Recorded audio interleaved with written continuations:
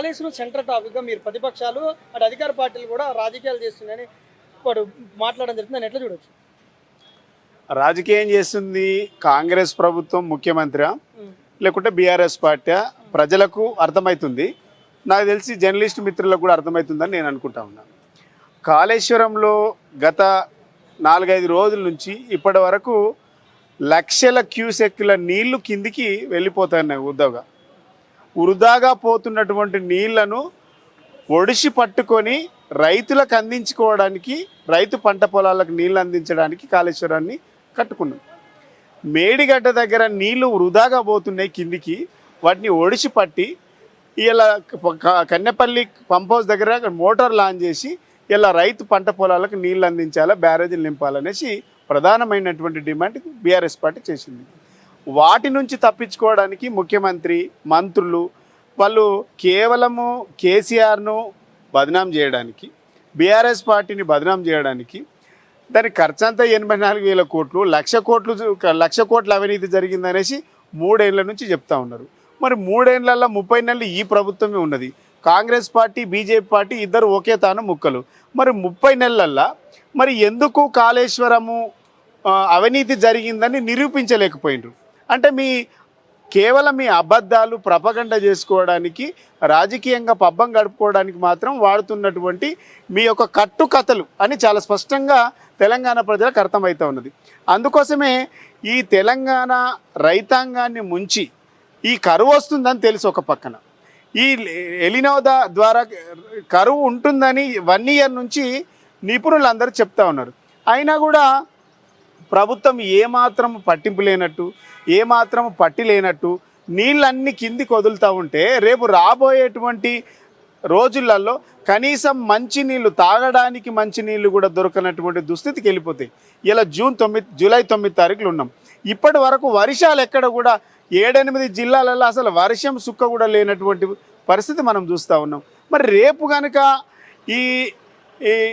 ఇదే పరిస్థితి వర్షాలు లేకుండా ఉంటే, ఇలా మీరు నీళ్లు ఒడిసి పట్టుకోకుండా నింపి పెట్టుకోకుండా ఉంటే రేపు రాబోయే పరిస్థితులలో ఏంది అని సమాధానం అడుగుతాం. సీఎం ఏమంటుందంటే కరువు వస్తే నీళ్ళే ఉండవు, గోదావరి నీళ్ళే ఉండవు, ఒడిసి పట్టేదేడా ఎత్తిపోసేదేడా అని మాట్లాడుతారు. అందుకే నేను హరీష్ రావు గారు చెప్పిండు కదా, మీరు నిన్న లైవ్లో ఉంటే మేడిగడ్డ దగ్గర ప్రవాహం ఎంతుంది? 89,950,000 క్యూసిక్ల నీళ్లు కిందికి పోతా ఉన్నది ప్రవాహం లైవ్లో చూపించింది కదా. అంతకుముందు 122,000 క్యూసెక్కులు కిందికి వెళ్ళిపోయినాయి. నిన్నటి రోజున 89,000 క్యూసెక్కులు కిందికి వెళ్తూ ఉంది, నీరు ప్రవాహం ఉంది. ఈరోజు 74,000 క్యూసెక్కులు నీళ్లు పోతా ఉన్నది అనేసి 3 రోజుల స్టోరీ చెప్పింది కదా. ఇలా నీళ్లు ఉన్నాయని తెలుసు రేవంత్ రెడ్డికి, అక్కడ ప్రవాహం ఉందని తెలుసు, అక్కడ నీళ్లు నింపి ఇక్కడ ఇయ్యాలి అనే సోయి లేకపోవడం బాధాకరం. ఎందుకనంటే ఇది నీళ్లు నింపి ఇవ్వడం వల్ల కాళేశ్వరం కూలేశ్వరం అన్నాం, కాళేశ్వరం కూలిపోయిందని చెప్పినాం. ఇలా నీళ్లు నింపి ఇస్తే కాళేశ్వరం ఉన్నట్టు అవుతుంది అని కేసీఆర్ను బదనాం చేయడం వీలు కాదనేటువంటి ఒక దురుద్దేశంతో రాజకీయం చేస్తున్నారు తప్ప రైతులకు, రైతు పంట పొలాలకు నీళ్ళు ఇవ్వడం కాంగ్రెస్ పార్టీకి ఇష్టం లేదు అని చాలా స్పష్టంగా. అందుకోసమే 30 నెలల నుంచి మంత్రులు, ముఖ్యమంత్రి అబద్ధాలతో ఈ ప్రభుత్వాన్ని నడిపిస్తూ ఉన్నారు. ఇంకా అబద్ధాలతో ఎక్కువ రోజులు నడపలేరు. మీరేమో కాంగ్రెస్ అబద్ధాలు ఆడుతున్నట్టు, వాళ్ళేమో బీఆర్ఎస్ హరీష్ రావు, కేటీఆర్ వాళ్ళ ద్వారాలు వాళ్ళు అబద్ధాలు ఆడుతూ అవి నమ్మరు, తెలంగాణ ప్రజలు నమ్మే స్థితులు లేరని మాట్లాడుతున్నారు. ఇలా మీరు జర్నలిస్టులు మీరు అందరు కెమెరాలు తీసుకుపోయి మేడిగడ్డ దగ్గర నీళ్ల ప్రవాహం ఉందా లేదా చెక్ చేసుకోండి. ఇలా అబద్ధాలు ఎవరు, దొరలు ఎవరు, దొంగలు ఎవరో తేలుతుంది కదా. ఇలా మీరు మేడిగడ్డ కాళేశ్వరం దగ్గరికి వెళ్ళి నీళ్ల ప్రవాహం ఉందా లేదా, ఈ నీళ్ల ప్రవాహం ఉంటేనేమో వాళ్ళ అబద్ధం ఉన్నదనుకో, మేము చెప్పింది అబద్ధమా నిజమా తెలిసిపోతుంది. ఒకవేళ లేదనుకో మేము అబద్ధం చెప్పిన వాళ్ళం అవుతాం. మీకు చిత్తశుద్ధి ఉంటే ఈ ప్రభుత్వానికి కెమెరా రిపోర్టర్లను, జర్నలిస్టులను తీసుకొని ఇలా మేము కాళేశ్వరం మేడిగడ్డ దగ్గర పోదాం, కన్నెపల్లికి పంప్ హౌస్ దగ్గర పోదాం, నీళ్ళు ఉన్నాయా లేదా తెలుస్తుంది. దొంగలు ఎవడో దూరెవడో తేలుతుంది కదా. అబద్ధాలు చెప్పుకొని ఎన్ని రోజులు బతారు? కేవలం రాజకీయంగా బీఆర్ఎస్ పార్టీని, కేసీఆర్ను బదనాం చేయడానికి మాత్రమే కాంగ్రెస్ పార్టీ రైతుల గోసపుచ్చుకుంటా ఉన్నది. ఇలా రైతులు కాంగ్రెస్ వచ్చిన తర్వాత ఇలా కరువు వచ్చింది. 2004 నుంచి 2014లో కాంగ్రెస్ ఉంది, కరువు వచ్చింది. 2024 అంటే డిసెంబర్ 23 7వ తారీఖు నుంచి కాంగ్రెస్ వచ్చింది. ఈ రోజు వరకు కరువే ఉంది, భవిష్యత్తులో కూడా కరువు ఉంటుంది. కరువు పోవాలంటే కాంగ్రెస్ పోవాలి. ఇరిగేషన్ శాఖ మంత్రి మాట్లాడుతూ కన్నెపల్లి నింపితే సుందిల్లా మేడిగడ్డ అన్నారం కోరతే ఖమ్మం జిల్లాలో భద్రాచలంతో పాటు 44 గ్రామాలు కొట్టబోతుంది. ఎంత అవగాహన లోపం ఉంది మంత్రుల కంటే. అసలు కర్ణాటకలో రేవంత్ రెడ్డి గారు, చంద్రబాబు నాయుడు, డికే శివకుమార్ ముగ్గురు కలిసి మాట్లాడుకున్నారు కదా. తుంగభద్ర దగ్గర ఒక డ్యామ్ దగ్గర ఒక గేటు రిపేర్ వస్తే 33 గేట్లకు రిపేర్ చేయించుకున్నారు. సోయి ఉండాలి, ఈ ప్రభుత్వానికి సిగ్గుండాలి. 30 నెలల్లో 2 పియర్స్ కుంగిపోతే ఇప్పటి వరకు వాటి మీద రిపేర్ లేదు, వాటి మీద ప్రణాళిక లేదు, వాటి మీద ఎస్టిమేట్ కూడా వేయలేదు. కానీ తుంగభద్ర దగ్గర, కర్ణాటకలో ఉన్నటువంటి తుంగభద్ర దగ్గర ఆ రాష్ట్ర ముఖ్యమంత్రి ఒక్క గేటు రిపేర్ వస్తే 33 గేట్లు రిపేర్ చేయించిండు. సోయి తెచ్చుకోవాలి కాంగ్రెస్ పార్టీ. కర్ణాటకలో ఉన్న కాంగ్రెస్ ప్రభుత్వం చేస్తున్నటువంటి పనులను చూసి సోయి తెచ్చుకోవాలి. కానీ ఎంత అవగాహనతో మాట్లాడుతూ ఉన్నారంటే, కాళేశ్వరం నిండితే ఖమ్మం జిల్లా కొట్టుకుపోతుండంటే మీ మెదడు మోకాళ్ళల్లో ఉందని అర్థమైంది. ఇలా మీ గుజ్జు ఎక్కడ ఉంది అంటే మోకాళ్ళలోనే ఉంది, మెదడులో లేదు. మీ గుజ్జు మోకాళ్ళల్లో ఉంది. ఇక మీరు ఎట్లా మంత్రులు, మీ రాష్ట్రాన్ని ఎట్లా పరిపాలిస్తుండ్రో. మరి మిగిలిన చాలా ప్రాజెక్టులు ఉన్నాయి, ఆ ప్రాజెక్టులన్నీ నింపితే కొట్టుకుపోతాయి కదా. మరి అంటే కేవలం ఇలా దురుద్దేశం ఏంది? రేవంత్ రెడ్డి ప్రభుత్వం కేసీఆర్ గారిని బదనాం చేయాలి, అంతకు మించిన వాళ్ళ కార్యక్రమం లేదు. వాళ్ళ ఏజెండా కేసీఆర్, వాళ్ళ ఏజెండా బీఆర్ఎస్ పార్టీ. వాళ్ళని బదనాం చేయడానికి పెట్టుకున్నటువంటి టార్గెట్ తప్ప ఏం లేదు.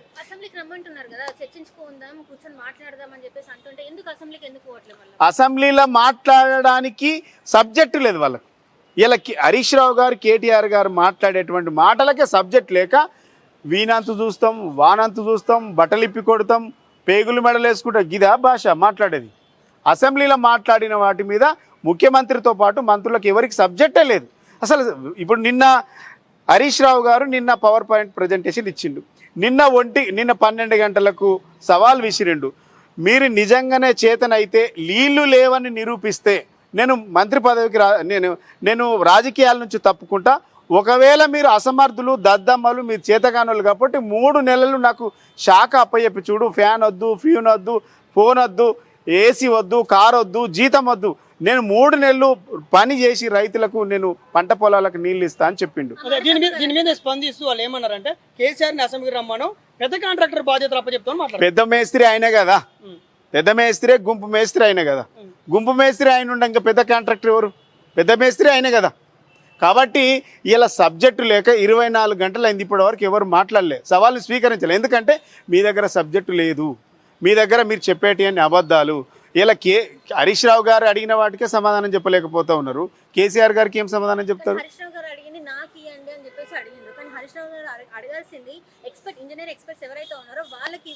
అంటే ఇంజనీర్లను కూడా ప్రలోభ పెడతా ఉన్నారు, ఇంజనీర్లను కూడా బెదిరిస్తూ ఉన్నారు. వాళ్ళు ఎవరైతే కాళేశ్వరము దాన్ని ఎవరైతే కాపర్ డ్యామ్తో కట్టి నిర్మించాలని చెప్పి ఎవరైతే సలహాలు ఇచ్చిరో వాళ్ళకే డిమోషన్ ఇచ్చిండ్రు. కాబట్టి ఎవరు చెప్పట్లేదు.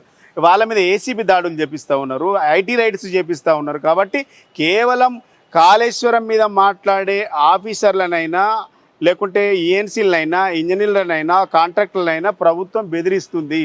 కాబట్టి ఎవరు మాట్లాడట్లేదు. ఈ ప్రభుత్వానికి చిత్తశుద్ధి ఉంటే కాళేశ్వరంలో మీరు చేస్తున్నటువంటి అబద్ధాల ప్రచారాన్ని ఆపి రైతు పంట పొలాలకు నీళ్ళు ఇవ్వాలి, రైతులతోని రాజకీయం చేయొద్దు అని అడుగుతా ఉన్నారు. మీరు రైతుల కోసం కాళేశ్వరం బీఆర్ఎస్ అంటుంటే, ఇది అవినీతి కోసం కూలేశ్వరం కాంగ్రెస్ అంటుంటే, ఇద్దరు కలిసి డ్రామేస్ స్టార్ట్ చేస్తారని బీజేపీ వాళ్ళు అంటారు. ఈ పంచాయతీ ఎట్ట తిరుగుతుంది అసలు? బీజేపీకి మాట్లాడే నైతిక హక్కు లేదు. వాడు ఈ రాష్ట్రంలో ఉన్నాడో సచ్చిండో తెలియదు. వాడికి ఈ రాష్ట్రంలో బొగ్గు కుంభకోణం జరిగిందంటే మాట్లాడు, ఈ రాష్ట్రంలో అవినీతి జరిగిందంటే మాట్లాడు, ఈ రాష్ట్రంలో పంట పొలాలకు నీళ్ళు వస్తలేవంటే మాట్లాడలేదు, ప్రాజెక్ట్ ఎండిపోయిందంటే మాట్లాడు, ఈ రైతుల పండించిన పంటలు కొంటలేదంటే మాట్లాడినాడు. బీఆర్ఎస్ మీద మాట్లాడే నైతిక ఎక్కడిది బీజేపీకి? బీజేపీ పార్టీ ఉందో సచ్చిందో తెలియదు.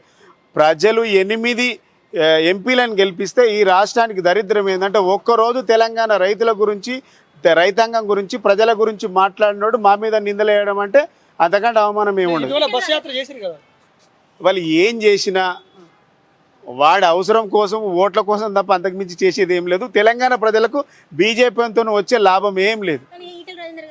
కదా, బీజేపీ నుంచి మాట్లాడారు కదా, మీరు లేరని మాట్లాడుతున్నారు. ఇదే సబ్జెక్ట్ గురించి రేవంత్ రెడ్డి గారికి వార్నింగ్ ఇచ్చిన కదా, నీళ్లు ఖచ్చితంగా రైతును కోసపెట్టొద్దని మాట్లాడండి. నేనేమంటున్నా, బీజేపీకి చిత్తశుద్ధి ఉంటే ఈ రాష్ట్రంలో 18 శాఖల మీద అవినీతి కుంభకోణం జరిగింది. ఒక్కరోజు బొగ్గు గనుల శాఖ మంత్రి కిషన్ రెడ్డి బొగ్గు గనులలో వేల కోట్ల రూపాయల కుంభకోణం జరిగింది. ఈ రోజు వరకు బొగ్గు గనుల శాఖ మంత్రి నోరిప్పలే. 18 శాఖలలో అవినీతి జరిగింది. ఒక్కరోజు ఈ అవినీతి గురించి మాట్లాడు. ఈ రాష్ట్రంలో మా ఆడబిడ్డల పైన, చెల్లెండ్ల పైన కర్కశంగా దాడులు జరుగుతున్నాయి, లైంగిక దాడులు జరుగుతున్నాయి. ఒక్కరోజు బండి సంజయ్ హోంశాఖ మంత్రిగా ఉండి మాట్లాడాడు. ఈ రాష్ట్రంలో హైదరాబాదులో ముఖ్యంగా ల్యాండ్ ఆర్డర్ కంట్రోల్ తప్పింది. ఒక్కరోజు మాట్లాడరు. అంటే మీరిద్దరు ఒకటై బీఆర్ఎస్ పార్టీని టార్గెట్ చేస్తారు తప్ప మీ ఏం చేయలేరు. గతంలో చూసుకున్నట్టయితే దీని గురించి మెట్రో ఏదైతే ఉందో, సెకండ్ ఫేజ్ ఏదైతే ఉందో, బీఆర్ఎస్ ఇంకా బీజేపీ అడ్డుకుంటుంది అభివృద్ధికి అనేసి మాట్లాడింది. ఇది రాజకీయంగా కాంగ్రెస్ బీజేపీ వాళ్ళు పబ్బం గడుపుకోవడానికి మాట్లాడే మాటలు తప్ప ఏం లేదంట. పసలేని మాటలు అవన్నీ. కానీ రాకేష్ రెడ్డి గారు కూడా అన్నారు కదా, బీఆర్ఎస్ తోని పొత్తుకెళ్ళే అవకాశం ఉంది, ఇంత తప్పేంది. ఎవరో మాట్లాడితే కాదండి, పార్టీ నిర్ణయిస్తుంది. బీజేపీతో పొత్తు పెట్టుకునే అవకాశం లేదు, అవసరం లేదు. రైట్ అన్న, ఉద్యమకారుడిగా మీరు ఒక మాట చెప్పండి. ఇప్పుడు వాళ్ళ ఉద్యమకారులకు సంబంధించి ఒక కమిటీ చేస్తే అందులో కేశవరావు గారు మాట్లాడుతూ తెలంగాణలో ఉన్న 3.5 మంది మీ ఉద్యోగులు అంటే అందరికీ పింఛన్లు ఇవ్వలేము, తర్వాత ఇళ్ల స్థలాలు ఇవ్వలేము మాట్లాడండి. ఇప్పుడు రైతు రుణమాఫీని ఎట్లాగ పెట్టాలో 2 లక్షల మీద ఉన్నోళ్ళు పైసలు కట్టాలి, తెచ్చుకొని రెంబడే తెచ్చుకొని ఇస్తా అని చెప్పిండు, దాన్ని ఎగబెట్టిండు. తర్వాత రైతు బంధు ఎగబెట్టిండు, 15,000 ఇస్తామని చెప్పిండ్రు, 12,000 తెచ్చిండ్రు. ఇలా 4 విడతలు రైతు బంధు ఎగబెట్టిండు. దాంట్లో భాగంగానే 2 లక్షల ఉద్యోగాలు ఇస్తే సంవత్సరం లోపల దాన్ని ఎగబెట్టిండ్రు. 6 గ్యారంటీలకు సున్నం పెడతా ఉన్నారు. ఇలా ఉద్యమకారులకు 250 గజాల ఇల్లు ఇస్తాము, ప్లాట్ ఇస్తాము, 25,000 రూపాయలు ఇస్తామని చెప్పారు.